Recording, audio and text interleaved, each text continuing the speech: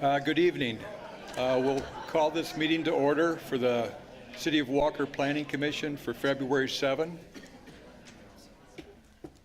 I wanted to begin during the course of the meeting, we request that you refrain from clapping, cheering, making comments out of order during the course of the meeting. We've got important deliberations this evening, and we appreciate your assistance in maintaining order so that we can have our conversation and reach a decision this evening. First item on the agenda is a review of the meeting minutes for January 17. Are there any comments, corrections? Mr. Chair, I have two corrections to make on page 30. Motion was for tentative, not temporary approval, and minutes should be changed correspondingly. And on page 34, we should add consideration of this project after table to reflect that it was the project and not any particular motion that was being tabled. Okay. Any other comments or questions or changes? Okay. In this case, is there a motion to approve the minutes with that condition? I'll make a motion to approve the amended minutes. Okay, we have a motion by Elena. Is there supported by Joe? All those in favor indicate by saying aye. Aye. Those opposed, same sign. Motion carried. At this point, we've got an opportunity for general public comment. Anyone that want to come forward to offer comment, have an opportunity to do so. There's up to 2 minutes will be allowed for the comments to be made. Mr. Chair, are we going to have the opportunity to speak during the agenda item? The public hearing has been closed, and we did take additional comment at the last meeting, but we got to the point where we were into deliberations, and upon resuming this deliberation, there will be an opportunity for commissioners to talk among themselves, as well as to call upon staff or the applicant to provide clarification. Fair enough. At the last meeting, we were invited to bring our engineer to this meeting, so he's here with us.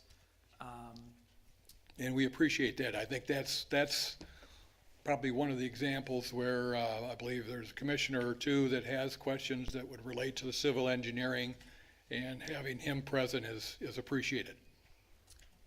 Fair enough. So we won't be speaking on the agenda item then? Correct. Okay, thank you. You're welcome. Mr. Chair, just to be clear though, if the applicant wants to speak during public comment, they're a member of the public, so they have a right as well. Correct. So there'd be allowance for 2 minutes at this point, if you would so choose. I'll just keep it brief, if I may. And first of all, thank you for your consideration of this application. It's certainly been a long road. We've been working on this for almost 2 years at this point. And as you consider your decision tonight, we'd ask you to look back and think about the fact that the applicant's been through 4 public hearings. Tonight's really our 5th meeting before you. The applicant's hosted a property tour for planning commission members. They've hosted neighborhood meetings. There have been multiple working meetings with city staff. The applicant has done 3 major revisions to their plan, and they've incurred incredible expense with respect to consultants and reports throughout the process. They've done everything and more that they've been asked to do by the city. Their application satisfies the requirements of the ordinance. They've demonstrated that, we believe, at every step in the process. With that in mind, if you have additional information you'd like from us, we're here tonight to provide that, and we hope you look favorably upon our application. I think you understand where we stand with respect to the sample motions and the conditions that were included in there. There were, I believe, 4 of those that we did not think were appropriate. We would really, at the end of this process, seek a preliminary site plan approval that is only subject to the first condition in the sample motion, and we hope you'll grant that tonight. In the meantime, we look forward to giving you any information we can that assists you in your decision-making, and we appreciate the civility and the patience of the people who we know aren't excited about this project, even though we believe the law permits it. So thank you again, and we look forward to a good conversation tonight.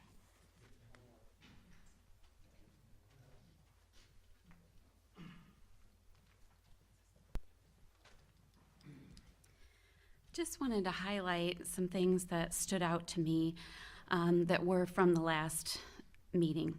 A couple things I would raise for you. This is something that concerns... Ma'am, please state your name and address. Sorry, that's okay. Amy Hall, 363 Greenridge Drive. Thanks. Couple things that I would raise for you. This is something that concerns me from a policy standpoint and a planning standpoint. The applicant is charged with compliance to our city's master plan. The development shall conform to the city's master plan or any part thereof. The current master plan may not match with the current site plan. We adopted a new plan in 2020. It would be wise to table this and go back and do what we said we were going to do, which was to do a public process to review the master plan for this site and this general area. Another quote, "The developments are the ones proposing to put water there, not the city. They would have to have a plan for that. I think your questions are better put to the developer. You might want to interrogate them over that." We all had ideas to put this area as neighborhood preservation and open space, but we didn't define it as well as we should have. The Planning Commission has a substantial amount of discretion for how much you ask for up front. There's a history of stormwater management here that is foundational to the Grand Rapids region, and somehow that needs to be very carefully studied. I'm particularly concerned with the middle water course. We need to carefully study this water course to make sure we don't impact those homes downstream. Do you handle that at the master plan level? I think we could, to make sure that we are setting standards for whoever owns and develops this property. I have expressed a list of things we may want to cover in a master plan update for this site, and this is one of them, and I think it's pretty significant. And those are your own experts that are giving feedback there, and I just think that that's really important to keep at the forefront in making these decisions going forward when you have 2 minutes. the power to do so. Thank you.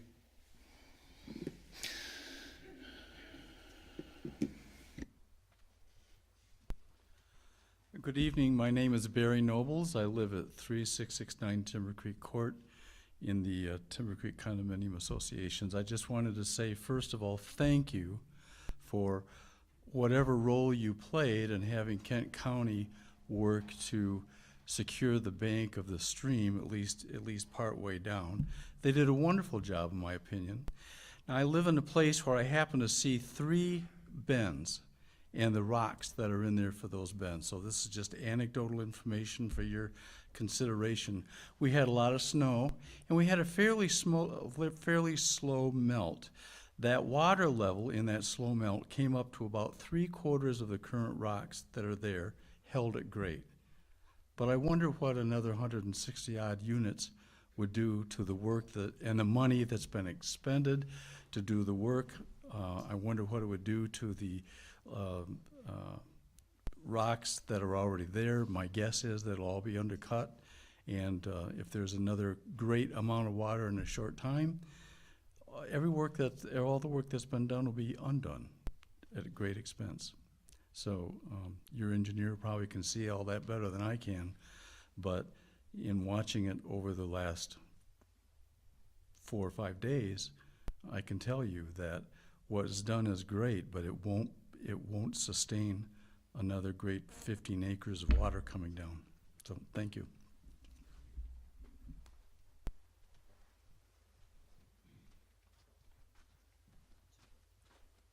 Hello, I'm Ian Bresky, 3239 Springbrook Drive, and believe you all were sent some drone footage and some documents about the water. I've lived at the house since 2022, and the property has a flowing stream which starts in the apartments west of North Center Drive, and water from the adjacent property owned by the developers also drains water into this stream. The stream flows from behind my house, around the side, and into a pond in front of the house, And this area is constantly wet.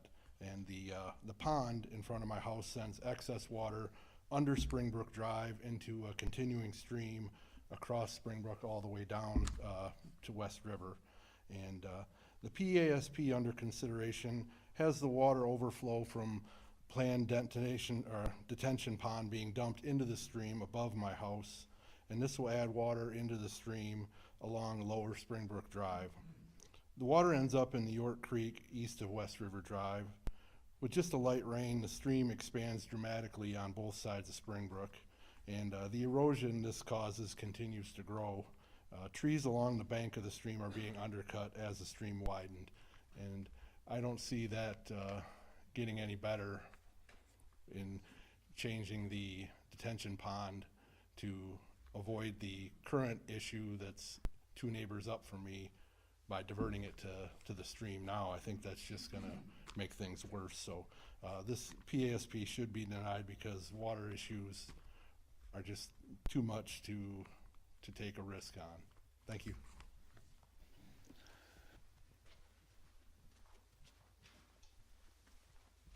Logan Norton, 362 Dakota Drive. I hope you guys read my email. I sent Frank an email as well, just asking, have you guys ever denied a proposal? And he said, denials are rare as most projects adjust their plans to meet the zoning code and master plan.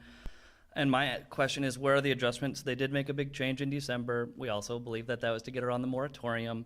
But like, what if they made a change that no longer required these conditions? They've been complaining about the conditions time and time after time, but haven't been willing to make changes that maybe wouldn't require retention ponds, wouldn't require grading so far into the buffer zone. All of these concerns are just completely ignored because they're so stuck on the plan that they've presented and completely just they haven't wanted to make any changes. If they were to compress the buildings towards North Center, maybe bring buildings a little bit south, maybe limit it to the hill on Greenridge and pull it up a little bit. We don't have water draining into Ian's pond. We don't have to put a retention pond at the end of the old driving range.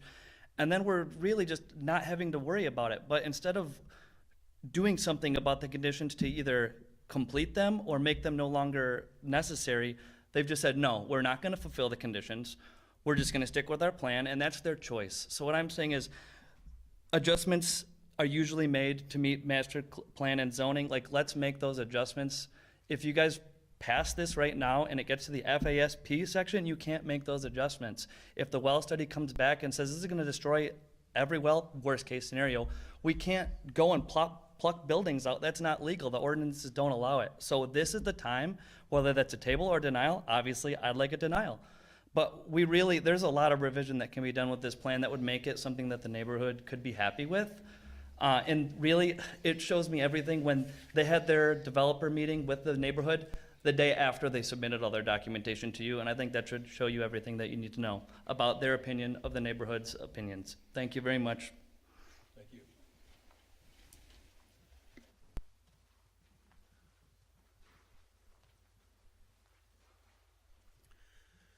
Bill Allen, 345 Dakota Drive, Northwest, Grand Rapids, Walker, Michigan. I want to talk about the master plan and how the master plan addresses what should be done with the Greenridge Square undeveloped property. The master plan specifically states that the goal for this property is to create a heart of the neighborhood in the Alpine Bristol neighborhood cluster. The heart of all of the other 3 neighborhood clusters are evolved around parks and community centers. The only other items in this Greenridge Square development are housing units and retail properties. There's no parks, there's no community centers, and the only available property remaining to redevelop into a heart of the neighborhood, as the master plan says we should be doing, is this property. There's no community centers, no park space, nothing to make this a heart of the neighborhood as defined in the master plan, as I emailed to all of you. If we allow this PASP, if we approve this PASP as it is, we will be cutting the heart out of the Alpine neighborhood cluster. It is inherent to the master plan that this be denied, because the master plan specifically designates this area as to being the Time. future heart. So I ask for you to vote accordingly. Thank you.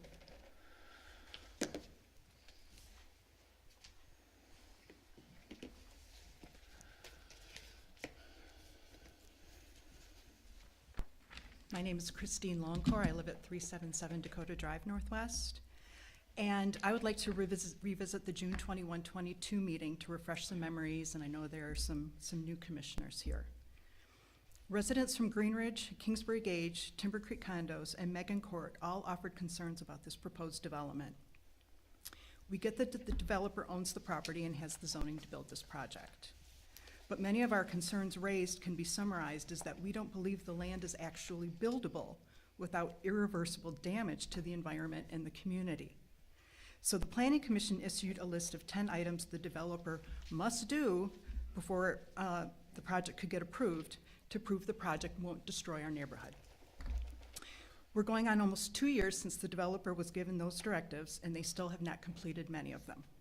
I understand that it may not be normal to have these requirements placed on a PASP before approval, but this is not a normal property. It is a unique property with unique challenges.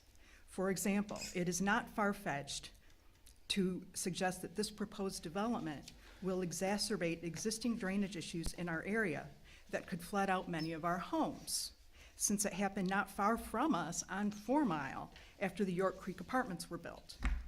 Then Alpine Township had to buy up a number of homes and demolish them. So to the commissioners who are leaning towards approving the PASP, are you prepared to put the city at risk for having to buy out flooded homes in our neighborhood and then having to demolish them? Are you willing to risk destroying our neighborhood as we know it today? Because it is not a far-fetched notion. Please vote to deny or table this proposal unless and until the developer produces the documentation required by the Planning Commission. Make the developer prove they can build this development without damaging the environment and the community. Thank you. Thank you.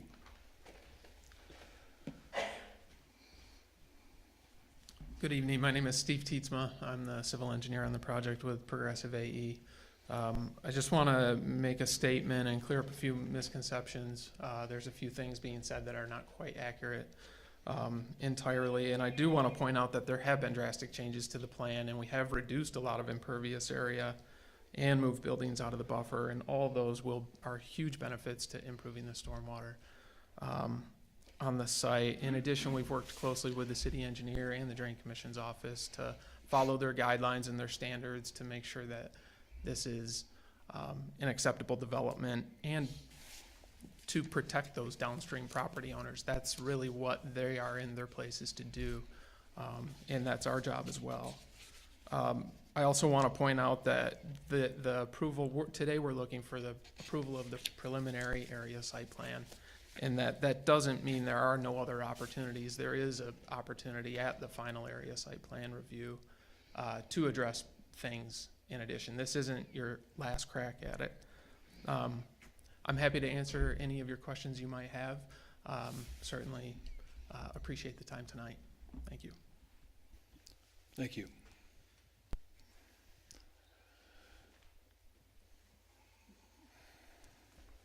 Good evening. My name's Melanie McDonald, and I reside at 374 Dakota Drive Northwest. And I live in one of the homes that directly overlooks Phase 3 of the development. I'm going to direct my comments on Phase 3 concerns related to the community character and the buffer zone.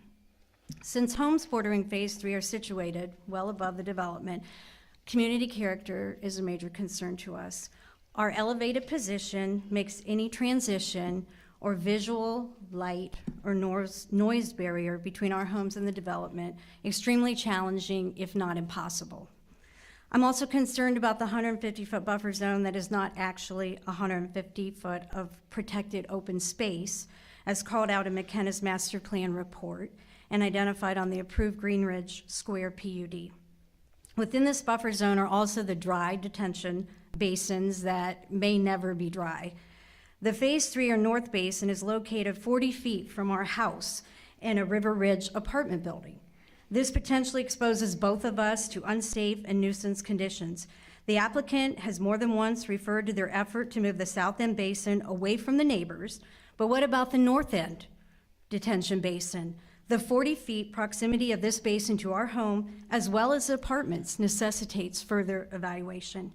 We urge you to recognize these concerns, as well as all the other issues associated with this development, and deny the current River Ridge PASP. Thank you for your time. Thank you. Seeing no further comment, I entertain a motion to There was no motion. end, well, we're gonna, that's the end of the general public comment. There you go. All right, now we're on to the agenda item. This is the preliminary area site plan for the proposed River Ridge project. And, Mr. Chair, yes, I make a motion to remove for consideration the project from the table. okay, we have a motion, it has been, it was tabled, so we have a motion by Tyler, supported by Scott, to remove it from the table. All those in favor indicate by saying aye. Aye. Those opposed, same time. Motion carried. Thank you, Tyler. So at this point, kind of tee this up, if we could go to the planning director, Paula Preby, and kind of lay out the basic review requirements for this type of project. Thank you, Chair. I will limit my comments because, as has been stated, we've been over this project a few times. I have many of the reports, the materials from the applicant pulled up, the plan itself for reference, and as you move forward and continue deliberations, I'm happy to provide those for the board and the room on the screen. I just added to my previous report for you a short cover letter summarizing the history of the case to date, kind of the way forward. There are 3 options for the Planning Commission moving forward: approve with conditions, deny, and table. For the first 2, as is standard practice, I prepared sample motions for the commission based on the standards in our zoning ordinance for approval of a PASP, and then there is room for the commission to add on to those with findings of fact or conditions if you choose to approve. And to that point, I prepared just a short summary for the commission in the room of the zoning ordinance standards for approval of a preliminary area site plan. We're in the ordinance looking at article, that's 8, planned unit development regulations. So in the planned unit development chapter, there's a section for application review and approval procedures. This outlines what must be submitted with a PASP application. The Planning Commission, then there's a section for review, what goes into that, and then, so this is 94-213-3G. The Planning Commission's report is required above, shall include a determination as to whether the PUD as described by the PASP meets the following criteria. I've written them all out here for you. The Planning Commissioners were given these pages from the ordinance as a reference for the meeting tonight. And again, these are what the findings of fact and the sample motions are based upon. Proposed development shall conform to the city's general development plan or any part thereof. The development shall conform to the intent, to all regulations and standards of this article in this chapter as applicable, that being the zoning ordinance, and this chapter here regarding planned unit developments. The proposed development shall be served by public facilities and services. Common open space and other common elements are described in the plan and achieve a unified open recreation area system. The location of the proposed uses, layout of the site, and its relation to streets is such that traffic to, from, and within will not be hazardous or inconvenient to the project or the surrounding area. The mix of housing unit types and densities and the mix of residential and non-residential uses shall be acceptable in terms of convenience, privacy, compatibility, and similar measures. The Planning Commission shall determine that noise, odor, light, or other external effects connected to the project will not adversely affect adjacent and neighboring lands or uses. Streets follow topography, be properly spaced, and be located and aligned in accordance with the intended function of the streets. There's pedestrian circulation within the site to all of the major areas. And for a project that has construction in phases, that each phase brings all of the required components on board for the development in terms of that phase. Additionally, when it's a residential planned unit development, there are two further required standards for review. These are found in section 94-214B. One states that an RPUD2 site shall be located within an RPUD2 district. These often come to the Planning Commission hand in hand, and then the rezoning would get sent to the City Commission. In this case, the rezoning took place a long time ago. This site is currently zoned RPUD2. And second, public water and sewer facilities shall be provided as part of the development. So those are additional requirements for residential projects. As I said, I'm happy to answer questions as the board continues deliberations, but I would encourage you to review these standards from our ordinance as you consider.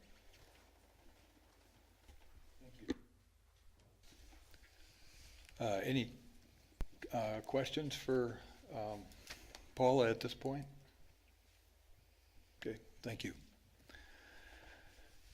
Well, we've had the public hearing. We've had additional public comment testimony during the hearings, the meetings. We've had substantial amount of written and emailed comments provided to us. The Planning Commission has appreciated that type of feedback from the community. We take it very seriously, and we've taken the time to listen intently to the comments as well as review the materials that have been submitted.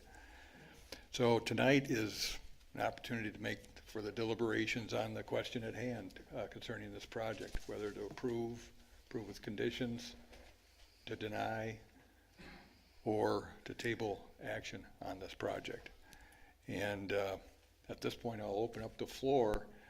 Bear in mind that, for example, I'll point you out first, Elena. You had mentioned at the last meeting that you had some questions of the civil engineer.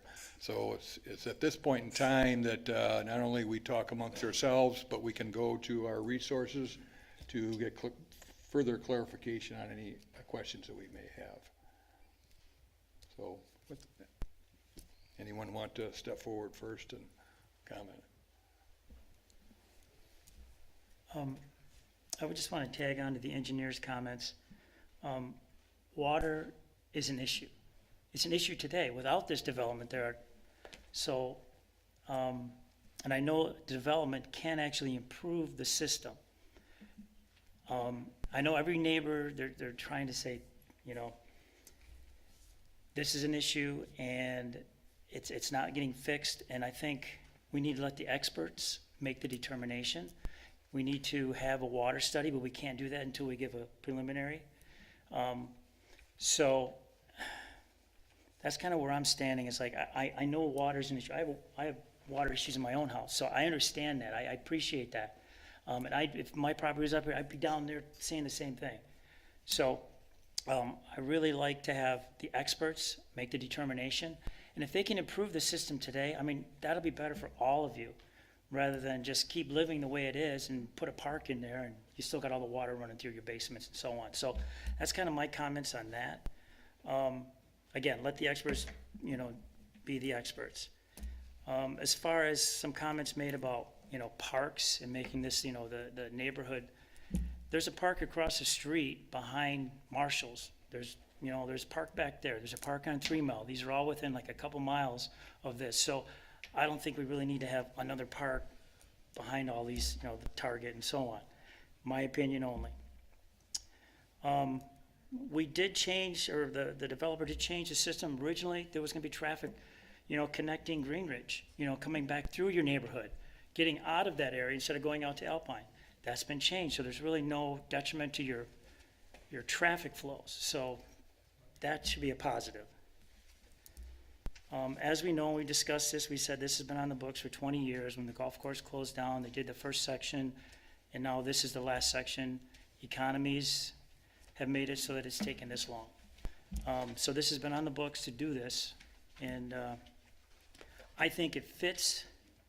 Yes, I'd love to see more single-family homes next to the single-family homes today, but then those guys are sitting close to the mall. Who wants to sit behind Target, you know, especially if you can't get out to Greenridge? So I think this multifamily, since it's been moved down a little bit, I think it still fits.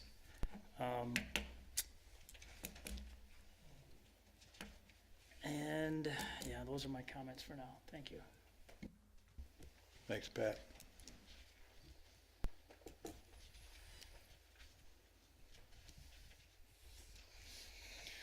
I was just wondering if you could provide more clarification on the water study, making sure that we have no water going into the existing houses around the area, as they've noted that there are a lot of natural water features, and the work that you've done with the drain commissioner up to this point to determine this. Sure, yeah. So one item to clarify is we do not propose a connection to the middle water course that was spoken about earlier. We're just looking at the north one, which is the Alpine Walker Drain, and then the south one, which is an unnamed tributary. So I feel like that's a pretty big win alone with regards to some of the comments I heard tonight, given that, and not only are we not proposing a connection to that middle water course, we're actually directing the water that would have gone there to a detention basin. And then we're honoring the watershed divide between the Alpine Walker Drain and then the southern one. So we're not moving water from one watershed to another, which is what it kind of feels like. There's some assumption that that's happening. We're honoring those existing water courses and how water functions and moves today. We've engaged with the drain office early and often to talk about how they want us to treat the stream. That's the big concern. I think we all know that stream has had work done on it. It's degraded, and how we can improve that situation. And I appreciate Commissioner Lurie's comments.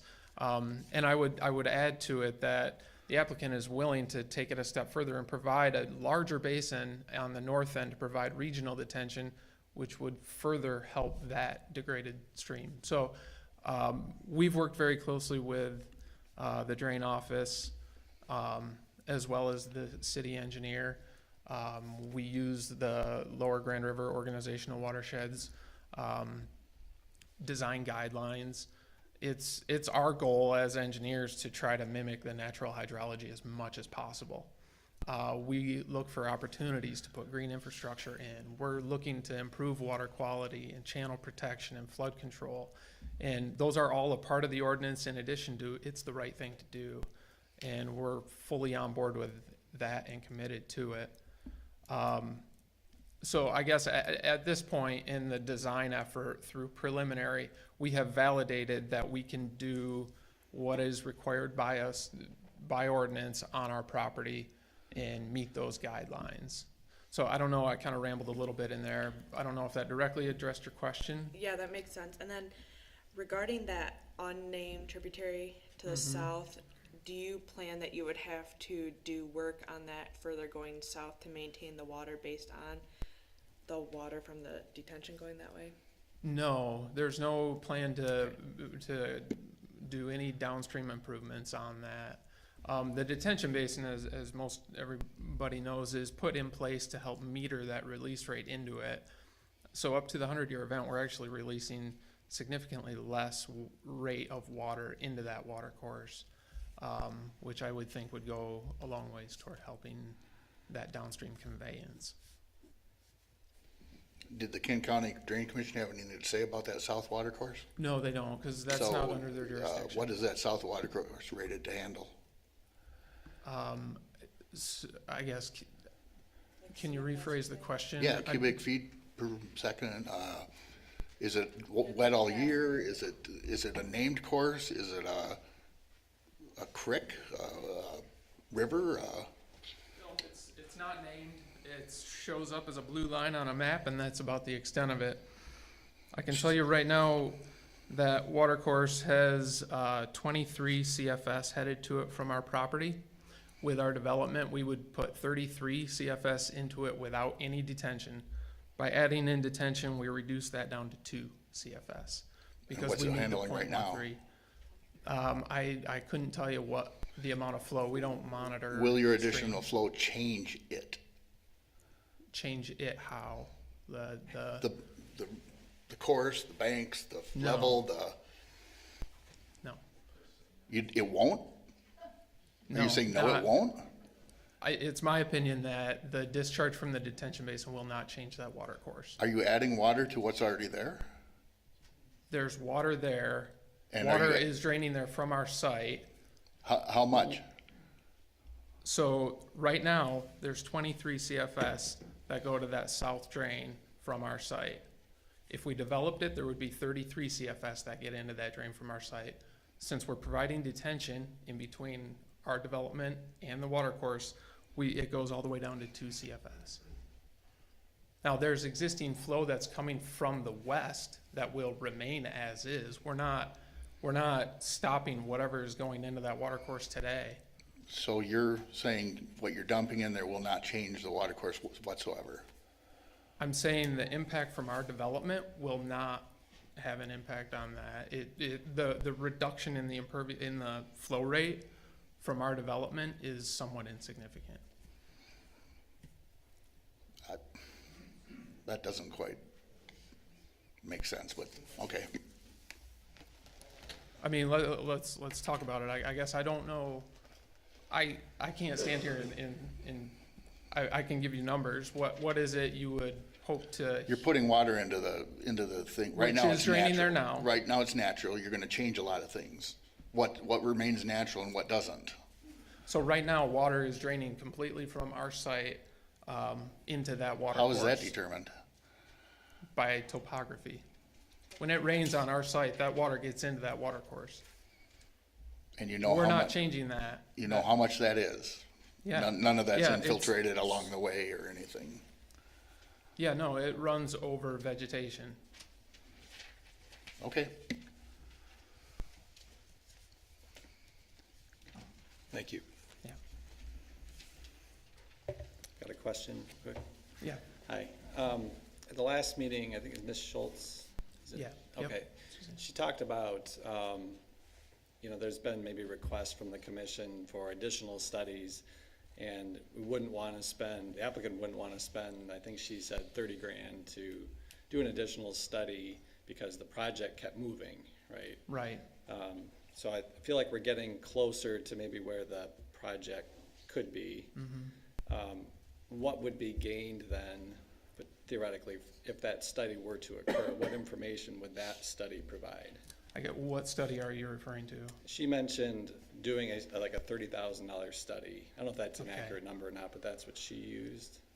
And if that study were to occur, I assume it's additional analysis of some of this information. Right. What would be gained, more information would we get, say at final, if that study were to occur?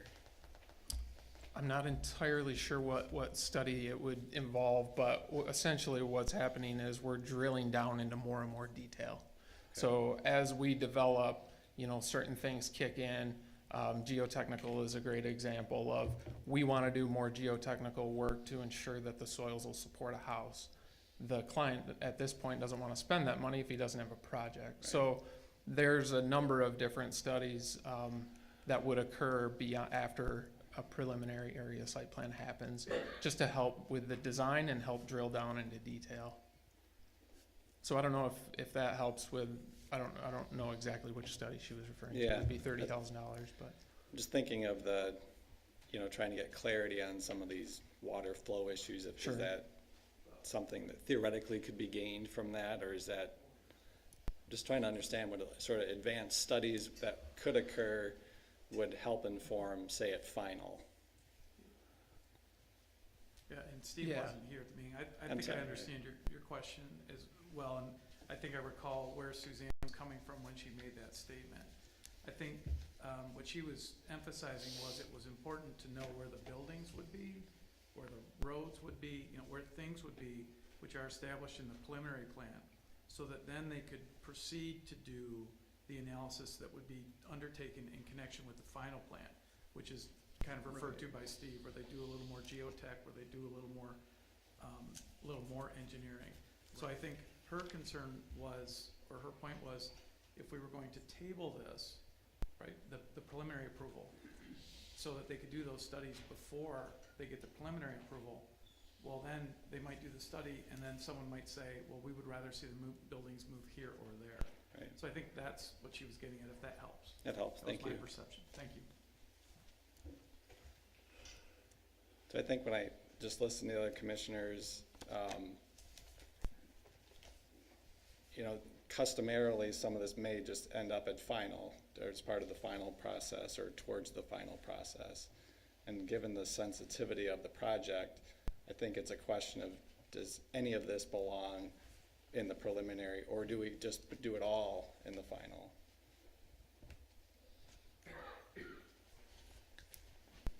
I think that's a fair question, as you're kind of gauging what is enough information we have in hand in order to make a good decision. Yeah, I would agree with that. It's, the problem is we're not looking at one building here, which is a lot of our plans. We're looking at, you know, around the city, the moratorium is regarding 3 or 4 very, very large projects. And just like Lincoln Lawns took almost 2 years to approve. There was just a plethora of these questions that had to be answered. And it's just, if we don't do it right now, if we're not cautious now, how can we be cautious later? That's kind of where we're coming from. I'm not saying that that applies to this. It's just that's the way we look at these big plans. So to like overly simplify, you know, if we're building or considering the Maverick gas station, which is on a flat piece of land where there isn't really any issues, we'd probably all feel pretty comfortable saying just figure it out, you know, eventually, and, you know, more towards final versus I think that's fair. more towards the preliminary end. That's fair. So is it like a spectrum of sensitivity or risk, you know, that we're kind of considering here? Well, I think in terms of the testimony we received, the information we've gotten from staff as well as from the applicant, this is their best attempt to address those, short of getting into the real detail that takes place when you go into the final area site plan. Again, I think that's been stated well, I think, over the last several months, is that water, as Pat pointed out right here, is a very key part of this. Drainage, how is that handled? And so that's why asking these questions of their civil engineer, who's going to have to be handling that, is very appropriate. It's just that ultimately we've got to make that decision. Is that enough information at this point? Is a condition on it sufficient to be able to highlight what needs to be done and expect that it's going to happen?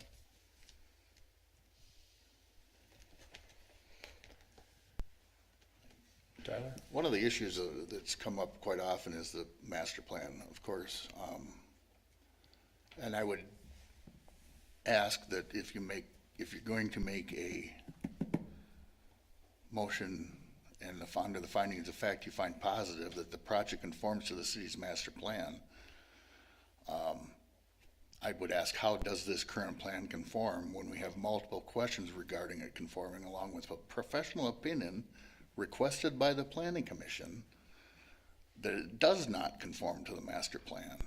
We also have 2 elected officials that have been on this commission questioning the adherence to the master plan. We also have the opinion of the assistant city manager saying this should probably be tabled and reviewed under moratorium. If you're going to say this adheres to the master plan, I would like to know how you discount what we asked of our people. We asked opinions of a professional firm that we use it in our master plan. Does this adhere? And it pretty much came back no. When we sit and look at it, we can say, yeah, that's probably not reasonable, but the current master plan may not be reasonable, but this doesn't conform to the current master plan. It should be reviewed under the moratorium, which I probably agree with. I just think that that is one major finding of fact that has to be defined. Another one that I find a little disturbing is the common open space preservation areas and private elements shown on a PSP are or are not so planned that they achieve a unified system with elements in appropriate locations, suitably related to each other, the site, the surrounding land, the neighbors. In my opinion, looking at, there's little to no continuity with the surrounding properties other than across the North Center Drive Northwest Road. And numerous times in the history I've been here, it has been common to use a major road as a transition point from one land use to another. Thus, I see the planned high-density residential may not be seen as a transition from the road to single family, because you could actually say the road is a transition. So that's just a concern of mine. But I think the major one is the conforming to the master plan that I think we should take to heart, because this project originally came in above the moratorium amount. They got it below the moratorium amount. Was that the intention, is to make people go below the moratorium amount? That was not the intention by any means. It was to review these 4 or 5 projects around the city and make a determination that's what's best for the city, what's best for the neighbors. There's unified opposition. I haven't heard anybody get up there and say, yeah, let's go. There's elected officials that have stated opinions. Are we doing what's best for the city? And I think that's what the moratorium was put in place for, that to say, we got to really figure out what's best for the city. So. Well, to tag on to that, Tyler, I mean, I agree, I like the comment about, the main street there, North Center Drive being a buffer. And say, so on the other side of that street is single-family homes. So then you get, okay, let's put the single-family homes in there, and let's route them out through Greenridge and Dakota and all those other streets up there. So then I got the neighbors going, all this traffic, we don't want all the traffic, through Timber Creek and all that, because those are the main connections. As we know, city connections are important for police, fire, blah, blah, blah, So where do you draw the line as far as some single-family, some multifamily? I mean, nobody wants to have their backyard sitting back and you can see the target sign flashing all the time, I agree. But from a planning standpoint, the logical thing to do would be to put traffic through their neighborhood. I know. That would be the relief in a planning standpoint. Yep. That's what would be right to do from planning. Mm-hmm. So, I mean, what do you want? And then you still have the water issue, no matter if you Well, put yeah, the water single-family homes issue. with wells, or you put, the multifamily down below, or. Yeah. So you still have the same Totally issue. agree. But you can't put a detention pond around somebody's yard. No. Nobody wants a detention pond in their backyard. You guys already have them, I'm sorry, I'm seeing, you guys already have some of those ponds, so, yes, it's a, yeah. And nobody wants a Walmart in there, do they?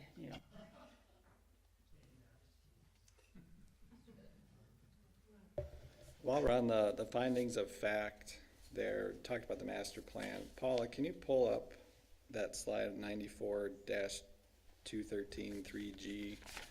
Just want to clarify number 3 on the model here. The project will be adequately served by the public facilities and services such as streets, police, fire protection. Where's that? Okay, so it's a lot longer here it's a lot longer here as on the slide, number 3, versus what's shown here in that model. So that the proposed development should be adequately served by public facilities and services such as highway, streets, police and fire protection, drainage courses, water, sanitary sewers and facilities, etc. So the two words drainage courses, I guess, is kind of sensitive here. I don't know if that, I mean, this is just a model. I mean, we don't have to follow it, but I'm just curious. Well, I think it's in there for a reason. And and I think any development that we see coming to the planning commission,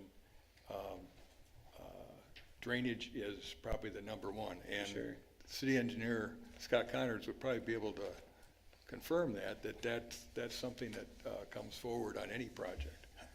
And that's why the city has enacted ordinances, hired professional staff to develop the standards on it and to enforce upon those as they go through the review process.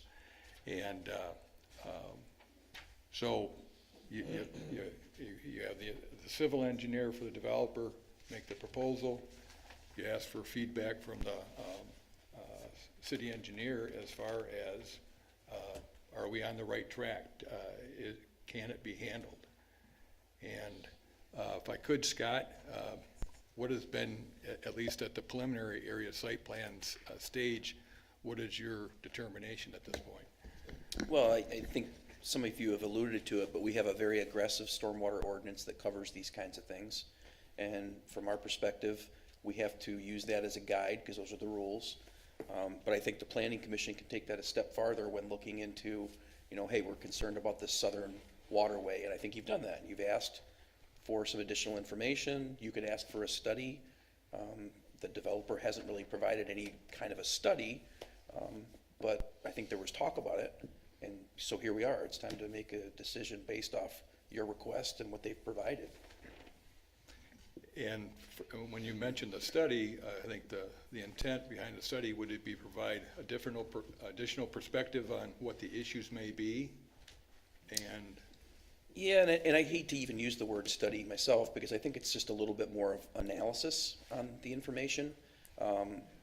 Tyler had some pretty tough questions there about that, and those are difficult questions to answer because you want to be able to speak the same language back and forth. And I think a good example would be to look at the size of the existing water course. Look at the places where it goes into a storm sewer and see what size those are. And then I think Steve mentioned a few things about potential flow from their site. Those are the things that we would be looking at moving forward. And in general, with our ordinance, those numbers would go down. So everything below a 100-year storm, which is the high end of what we designed for in Kent County and throughout West Michigan, it would be able to handle those in general with lower flows. And what the developer's job is to do is to prove that mathematically. And we're not to that point yet, but you can continue to ask those kinds of questions. now in terms of the analysis that you're talking about, is that how that is developed, covered in our regulations as it goes from preliminary to final area site plan? Also in just the plain old stormwater ordinance for a stormwater permit that would be required. I think that the trick here is the northern stretch, which is about 2/3 of the site, involves the Drain Commission, and it also involves collaboration with Alpine and Plainfield Townships, which we've instigated and started, and that's been very good. The southern one does not require the drain office to be involved. It's just a simple natural water course, and the kind of thing that you'd expect to see in a neighborhood where one of the streets starts with the word spring. There's just a lot of water in there, and so the water is moving through there. It's part of the draw and the attraction. When the neighborhood was built the first time, it was probably very, very difficult to put that all together around all those springs, and so certainly a water course was created at that time. Now, also part of the Greenridge Apartments water is collected, it's detained, it's treated, but it's treated by detention, and then it's released into that water course. So if this development was to be approved, they can't fix what happened there with that development. They can't fix any water that gets in from the Target area or the hotels or anything like that. They can only be asked to fix what's in their perimeter. Does that help? Tried to give you as much of an answer as I can Yeah, with, at this phase, you know? yep, all right. Steve shared a thought with me you might like to hear. I offer it up if you can. Steve, why don't you come forward, please? It kind of felt like you were asking as well, is the level of detail we've provided up to this point adequate or normal for a preliminary site plan?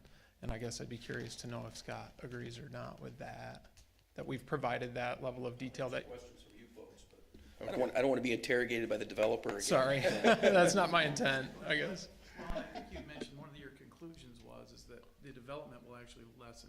Yeah, for sure, and that's what we kind of Whatever talked the about impact earlier, is, and that's what less. Scott just alluded to as well, is that the improvements we're proposing do improve that drainage in that water course. But I would ask if what we've provided today is what is typically provided at this preliminary stage in the game. Okay, thank you.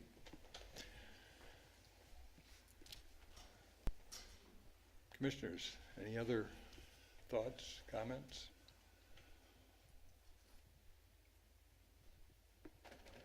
Scott, I guess I'll ask you, is waiting for more studies after the preliminary site plan approval, is that an unusual or unreasonable request? I would say unusual, but not unreasonable.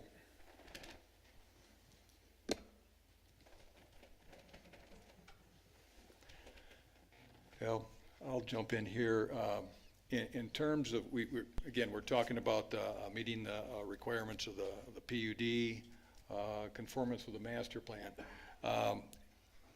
As I look at, read through the master plan provisions as it relates to this property, I feel that it generally does address it, the standard in terms of being consistent.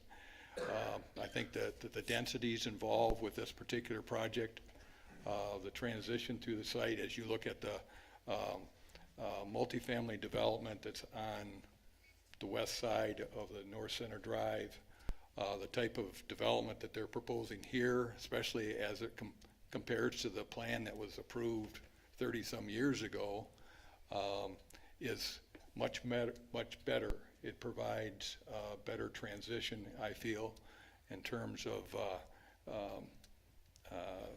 a step down. It's not exactly like what's due east of it, but where do you define at what point it transitions and how it transitions from one use to the other? I think, in my mind, what they're proposing does provide that transition between those areas, and the opportunity not only to address the stormwater issues associated with this particular development, but also to work together with the consortium that's to the north, where we saw so much degradation of the water course, and some improvements have, as been pointed out, have taken place. More is needed, I sense, based upon the conversations that we have, and I feel that this is responsive to those master plan guides that were put forth in the text. So that's just my thought on that part of it. I know at the last meeting, we talked about moving the houses the townhouses closer to North Center. Was that talked with the developer at all? Or I know that Scott was looking into that too, about moving that 50-foot buffer. We didn't have any issues with that? Can you just refresh my memory on that? Well, I think we did have a discussion, I think it was before 2 meetings ago, where we threw out some ideas like that, trying to limit their conflict with the buffer and to move their detention to the west, and they actually did those things, and I think that was the only change they made before the last meeting. It was after the last meeting. I'm speaking for you guys again, I shouldn't be doing that, but there were some changes that were made to help, and I think it's time to ask those questions if that's something that you're happy with or not. I think what, Elena, maybe you were talking about at the very end of it, I was going through the minutes again today, and there was talk about a 50-foot setback that they've established right now, and whether that could be reduced. That's what we talked about, just allowing still for that utility access along there, but pushing it closer. It's hard for me to answer that, I guess. I'm not quite sure.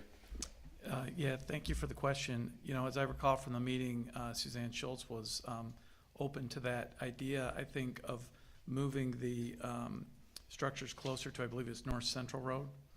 And the reason they're positioned where they are is because of the setback in the ordinance, not necessarily because that was some, you know, design decision of ours.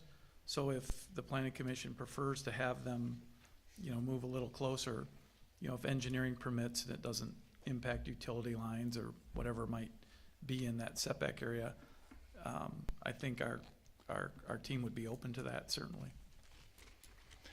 I guess along those lines, Paula, in terms of setback requirements and flexibility that could be exercised by the city in addressing that, is that an option here? Was it a PUD benefit? Yes, to speak to that, so within the ordinance, there are regulations, setbacks, things for a PUD district always call back to another underlying district. In this case, for an RPUD2, it calls back to the ARM, Residential Multifamily District, which has a minimum front yard setback of 50 feet. That's where I understood the applicant to find that information. Within the planned unit development process, the Planning Commission has a good amount of discretion to work with the developer to find solutions to specific, like special, unique properties, challenges that arise with complicated sites. This tool is for that purpose. So the Planning Commission could choose to change those within the PUD benefit process.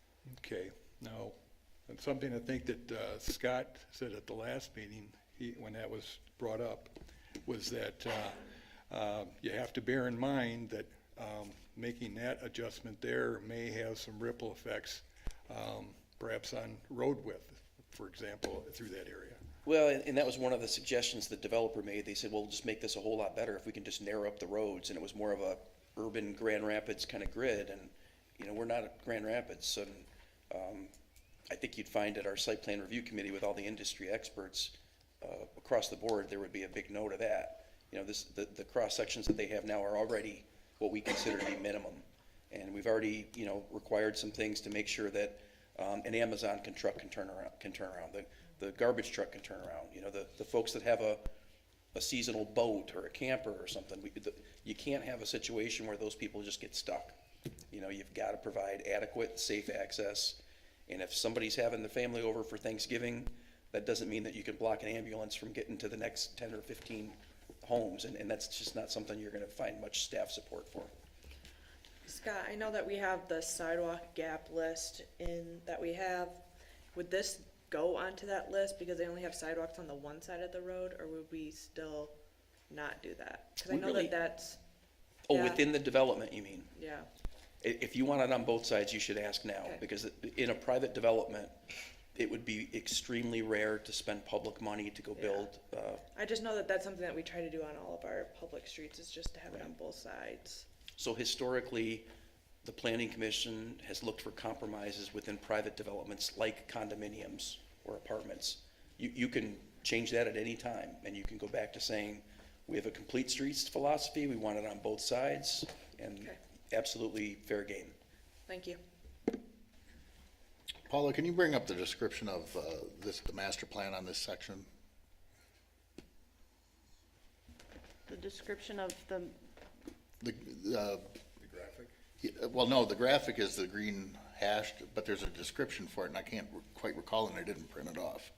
Oh, yes, the one thing I didn't prepare in advance to pull up was the master plan, and that's an oversight for me, so if you give me a moment, I will get that for you. But it'll just take a minute. I did want to read something to clarify my earlier explanation, Chair, regarding the Planning Commission's flexibility to adjust these. I'm reading here from section 94-216, which I apologize is not up on the screen, but is, I did provide it in the packet to the Planning Commissioners. It is the final page on there.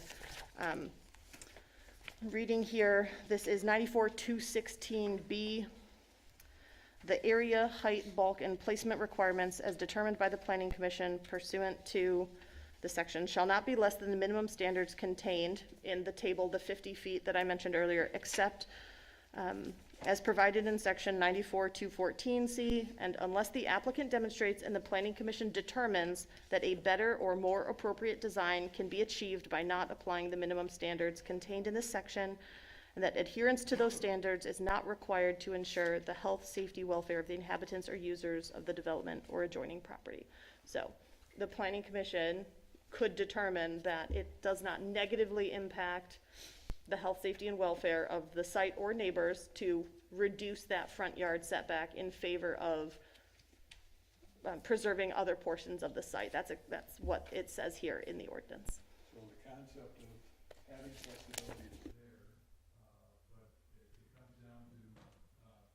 down to, comes down to the design that's put together in that scenario.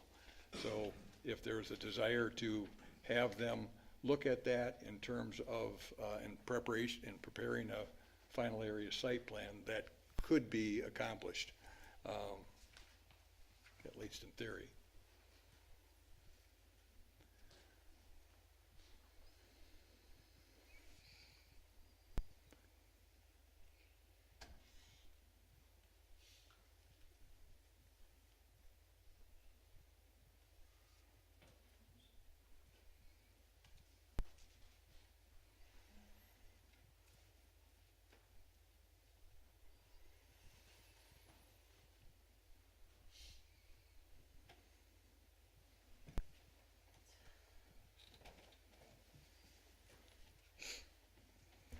Thank you for your patience. Tyler, can you tell me again which section you wanted to see? The Greenridge, the green hashed, I can't remember what it's called. What did we call that? Neighborhood open area and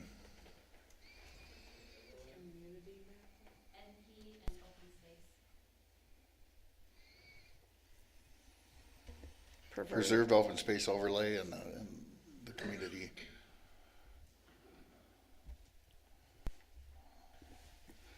What I'm asking is that just the description of this property in the master plan, and if that's what the description is, are we matching that in our what we're saying?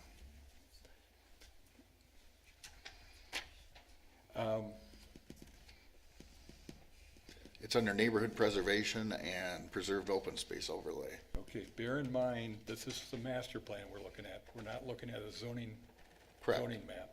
Zoning map, you have very precise lines in terms of describing where it's zoned. And a master plan, it's represented in more general form, so I caution against trying to get very precise in terms of how you apply that. But one of our findings of fact is the project conforms to the city's master plan. And that's why I don't feel it's a very precise picture or graphic here that you would be able to measure out and follow. It's more in terms of the concept of getting the open space between the two.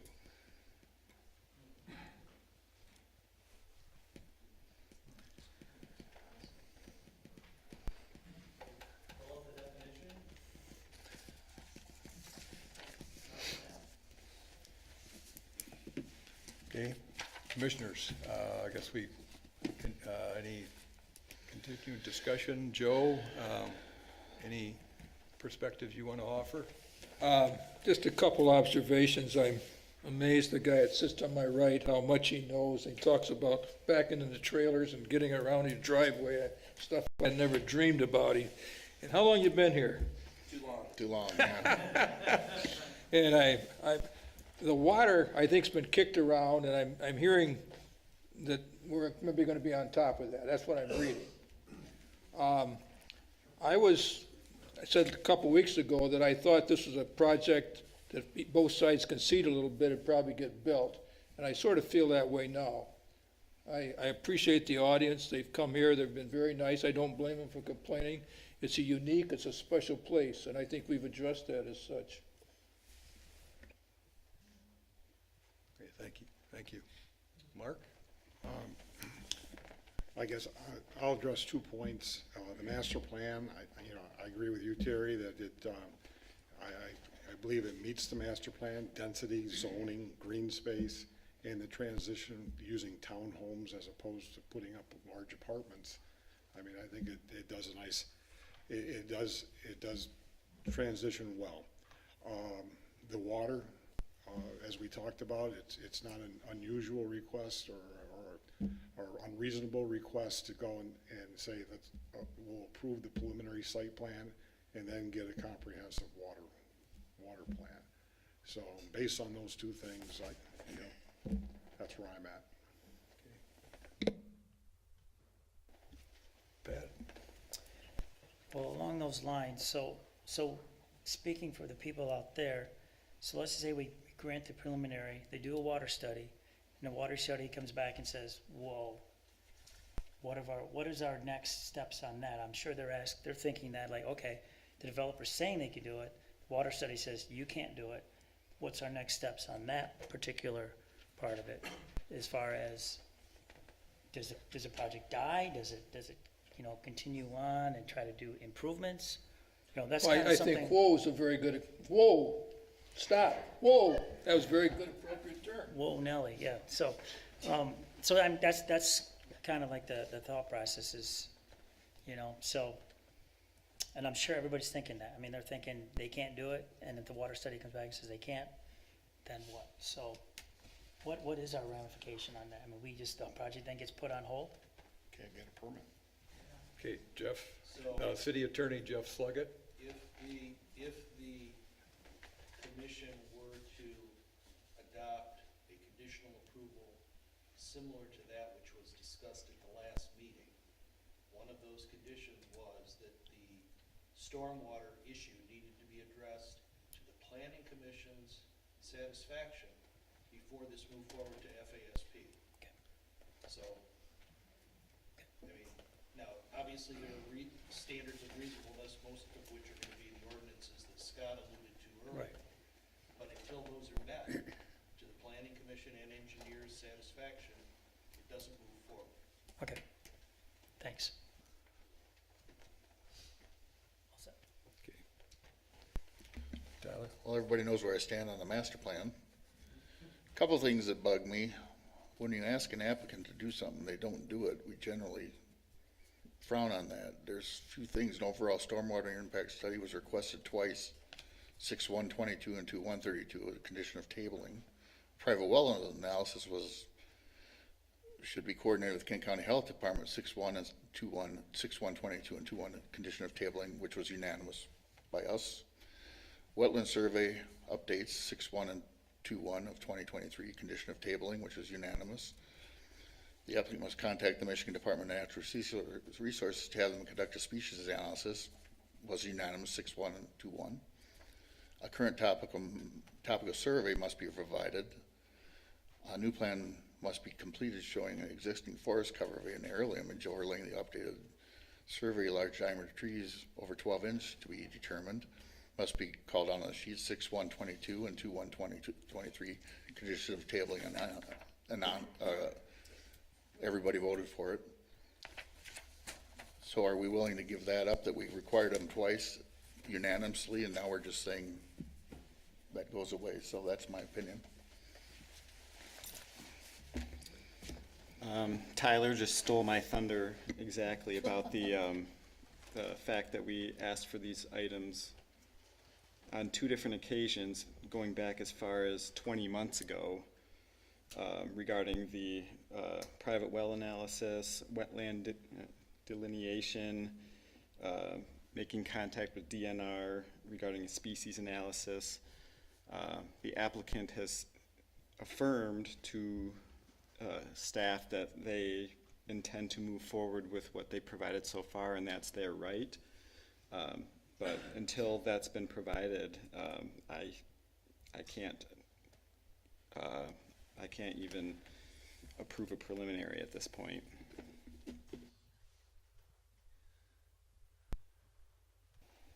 Elena? Okay. Patrick? For what it's worth, my 2 cents, I wasn't here for a lot of the meetings prior to the beginning of this year, so I'm a little behind some of you folks on the board here. I don't have a problem with it. I think it is, it fits into the master plan overall. I think it is a reasonable transitional space as it is. I do, unless I'm misinterpreting things, I think I understand the difference between preliminary and final. As regards to the English language, this is a request for a preliminary approval, and I think part of that, I don't think it's beyond us to ask for further study, understanding that, you know, they're not likely to dump a lot of money into a lot of further studies if in the end they're denied. So my opinion would be, I think, asking for further study upon preliminary approval would be okay. I agree with what's been said about, I think alignment with the master plan is probably there. The most recent iteration around December, I think, or early January, I think is what we have to work with now. The concerns about the potential of water impacts or additional studies or whatever, I do think are important enough in this sensitive area that I would hesitate to do the preliminary at this point, but for that reason alone.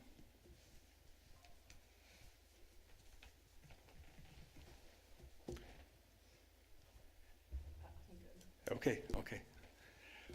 All right, so I think we've had a lot of good discussion here, good analytics as far as, okay, if we do this, what's the impact of it?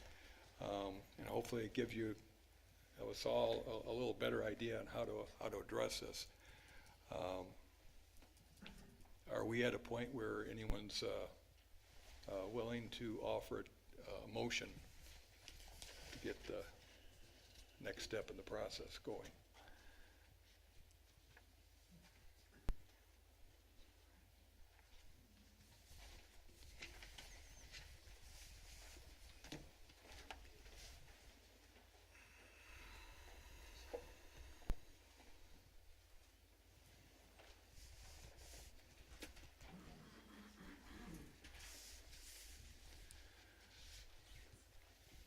Last time there were 5 conditions listed out. Applicant has asked us to consider removing 2 through 5, if that's correct.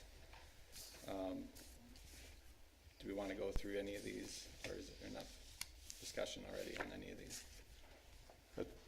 Jeff? So if you're gonna move, and I'm not I hope I'm not presuming anything, but to the extent there's a desire to at least move forward on a discussion, or if the discussion is to consider a motion to conditionally approve, regardless of what the conditions may or may not be, I'm going to suggest, given the vote, the tie vote that occurred at the last meeting, that motion to conditionally approve be prefaced by a motion to renew the motion for conditional approval. And then you can discuss what conditions you are or not thinking about, if somebody's so inclined to make that motion. Does that make sense? Yes. We're trying to keep the record as clear as possible as to what it is the planning commission is doing. So. Again, I get, and the point here is that not to assume that it's gonna be a positive, but if it is a positive motion, that be addressed in that fashion. And if it's another motion, then we wouldn't need to do that.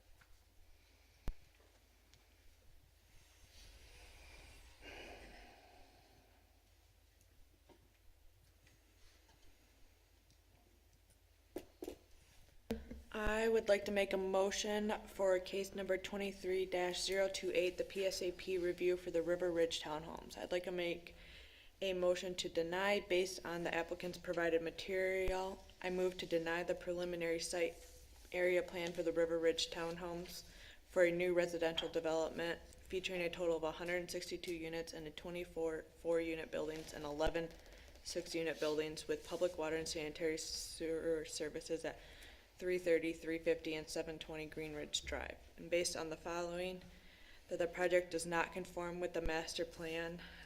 I think we've had discussion. Do I need to explain each one when I go through it? I would encourage you, as much detail as you're comfortable giving. Okay. Does not meet with the master plan as the determination that the proposal is not in alignment with the master plan as to the natural feature preservation goal articulated by the preserved open space overlay on the site on the community character map and within the community character map footnotes. The project, the common open space preservation land and private element shown on the PSAP are not so planned that they will achieve a unified system with the elements in appropriate locations suitable related to each other, the site and the surrounding land. Does not maintain the master plan for the preserved common open space land. The failure of the applicant to provide or address specifically identified information that the Planning Commission requested, including the tree survey of the trees on the property, the maintaining of the 150-foot buffer area around the property edge to the existing neighborhood, the wetland survey that did not occur during the growing season. Was there any other that I missed? Overall stormwater impact analysis. The overall stormwater impact analysis. And the endangered species study. Please, out in the audience, this is for the deliberation amongst the commission, please. And the well analysis. And then, what is that? 3 remaining concerns about the stormwater mechanisms and facilities proposed and the impact on the same site and the downstream drains, water courses, and properties.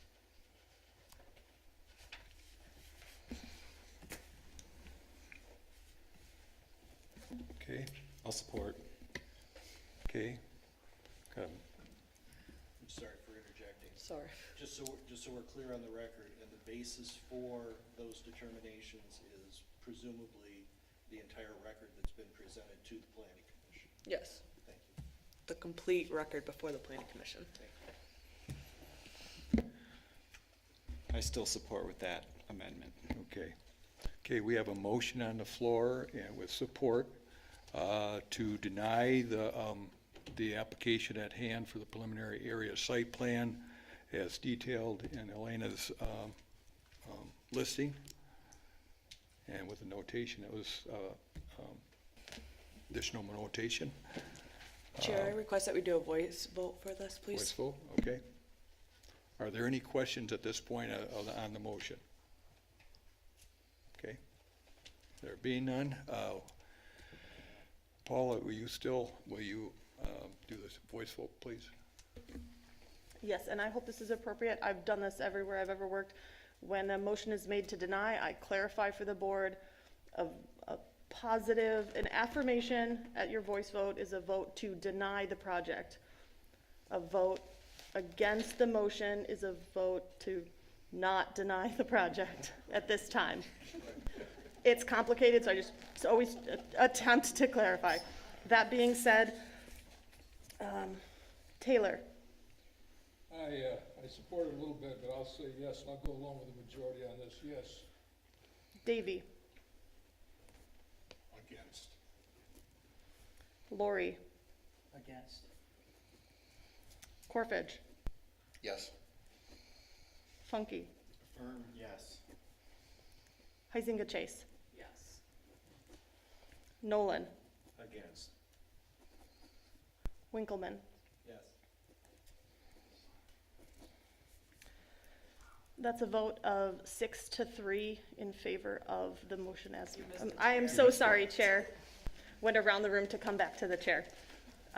Against. Schweitzer. My math didn't add up, and that makes sense. All right, that is a vote of 5-4 to approve the motion as stated by the Commissioner, Heisinger Chase, which was made to deny the project. Okay.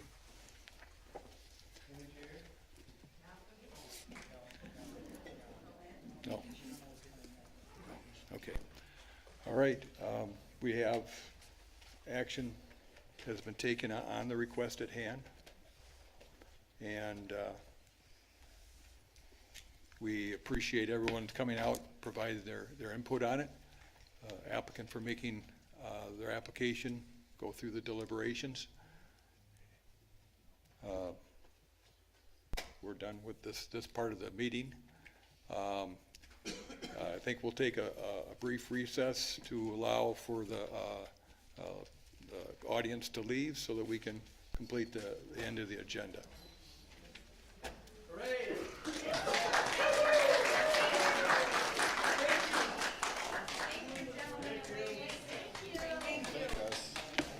It's coming back.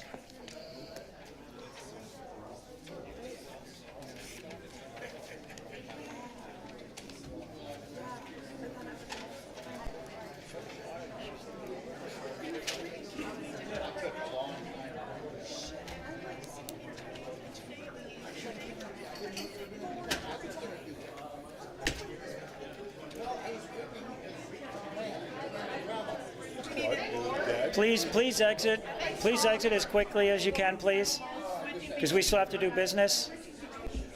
Please exit quietly, please. Thank you. Then we're 3352. We've got to finish up if you folks can go out the hallway. Thank you so much. Thank you. Thank you. Thank you for listening to us.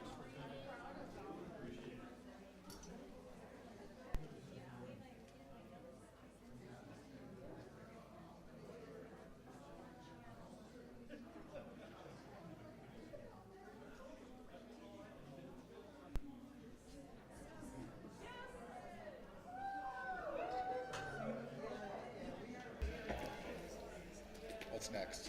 When you do Okay. exit, please close the door, please. Thank you. Well, we should leave it open, but, well, if they leave at least one of them open, we're all set. There they go. Okay. All right, what else is for the next meeting? Yep, I have two items for, that I believe would be of interest to the board. The first is that the new zoning ordinance, as was recommended by this board to the city commission and was approved by them, goes into effect tomorrow. So that is a big undertaking that we successfully moved all the way through, and we will begin implementing that as projects come in. The second item for you is that our next meeting on February 21st is a unique one. We are doing a master plan work session with several of the other city boards. That, again, is at Fire Station 2 from 5:30 to 7:30 with the city staff and a large team from our consulting firm, McKenna, to start the process of looking at the elements of the master plan for amending within the window of the moratorium. Is that still at 6:30? It's from 5:30 to 7:30. Okay, that's what I thought. And I will send you all of the information tomorrow. What's the about- date again? The 21st? 2 weeks from today. Yes. I would just like to note that 2 days after that, I go to Cancun, so I just want everybody to be aware of that. That's all I have for you, Chair. Okay. Any other conversation? So Jeff, is this done? No way. It's an open meeting, so I don't know. Oh, Thank you. yes. Yep. All right. We need a motion. I make a motion to close the meeting. All those Support. and support? Support. Okay, Patrick, and supported by Tyler. All those in favor, aye? Aye. Aye. Those opposed, same sign.